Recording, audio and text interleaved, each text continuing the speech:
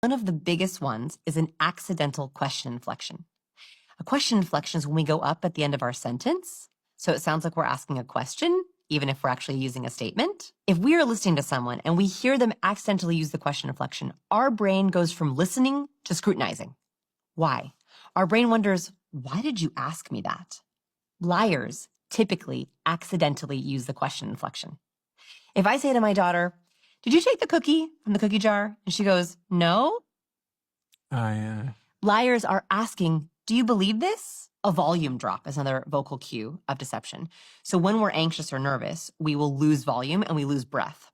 So if you hear someone who's speaking, I hear this a lot in sales calls, so someone will, I always know what part of a sales presentation makes my entrepreneurs the most nervous because they lose volume during that part of their presentation. So it sounds like this.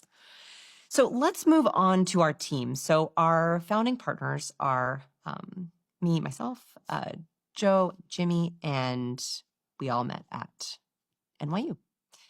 And we're going to now talk about, like, I'm making it obvious for you, but if you're listening for it, you'll hear where someone is like, they literally lost fuel. They literally lost breath. So a sudden drop in volume is a very interesting cue to like double click, like, what just happened there? How do you feel about your co-founder? How long have you known each other? Anything we should know about that? How's their relationship? That's where I would aim most of my investor questions if I was hearing that volume drop on that specific area. That's vocal.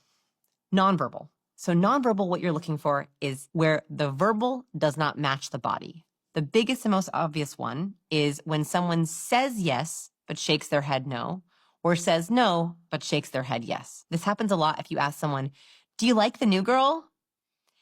Yeah, she's great. Right? You see that 100%, yeah. all the time. Yeah. And people, they don't realize they're doing it, but they're shaking their head no. They do not like that person. You'll also see this with mismatched facial expressions. And the biggest one for liars, the research finds, is disgust. So disgust is an expression that people make without even realizing it. And this is across cultures. When we don't like something or when we smell something bad, we crinkle our nose up and we flash the upper whites of our teeth and we go, ugh, that. So you'll notice that liars typically feel dirty when they lie. So oftentimes they'll show disgust with themselves for lying. So you'll ask someone, so what do you think of the proposal?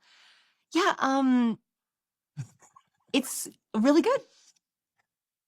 And they might even sniff. And so you'll see this activation here. By the way, no one does that naturally. Like, right, this is a very unnatural way to hold my face, but we do it when we feel disgusted. What I will do is I will share a proposal to someone, I will talk about something, and I watch for any disgust. So I'll say, here's the plan for 2025, here's what we're gonna do. And if I see I know that team member or that person is like not that into it. And that's when I double click. Any questions? How do you feel? Steven, do you like this idea? Yeah, I love it. Yeah, no. Horrible. Horrible.